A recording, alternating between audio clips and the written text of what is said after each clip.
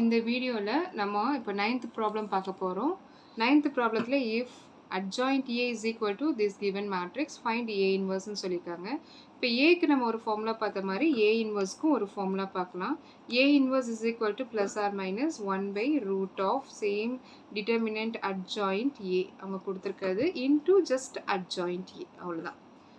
இதுதான் வந்து ஃபார்முலா. அப்போது ஃபஸ்ட்டு இதுக்கு வந்து டிட்டர்மினன்ட் கண்டுபிடிக்கலாம். டிட்டர்மினன்ட் என்ன வரும்? இந்த கிவன் ப்ராப்ளத்துக்கு தான் நம்ம டிட்டர்மினன்ட் கண்டுபிடிக்க போகிறோம். இப்போ determinant adjoint A is equal to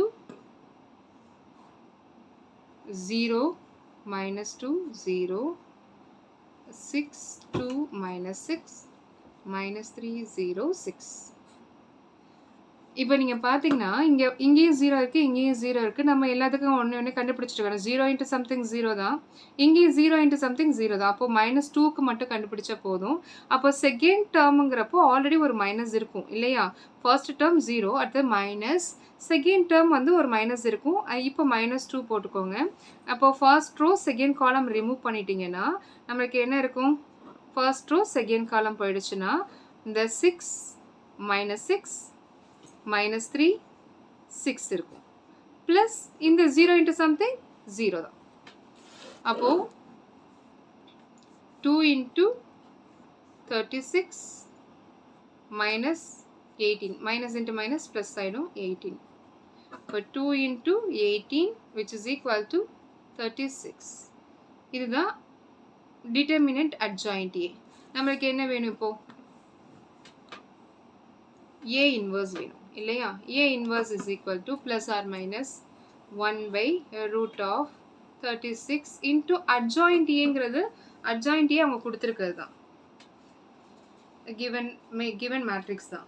given matrix என்ன? 0 minus 2 0 6 2 minus 6 minus 3 0 6.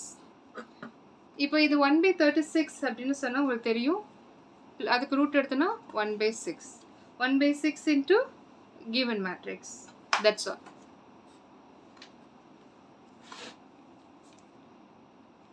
Six 2 minus 6 minus 3 0 6. இதுதான் வந்து A inverse. A inverse கண்டுபிடிக்கணும்னா ஃபார்முலா இதுதான்.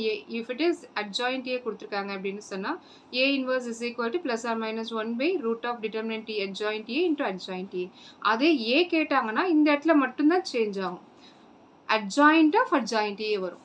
A கேட்டாங்கன்னா adjoint of adjoint A வரும். A inverse கேட்டாங்கன்னா just adjoint A வரும். ஓகேவா? இது ரெண்டுத்துக்கும் உள்ள டிஃப்ரெண்ட் கண்டுபிடிச்சிக்கோங்க. அப்போ தான் உங்களுக்கு ஈஸியாக அப்ளை பண்ண முடியும்.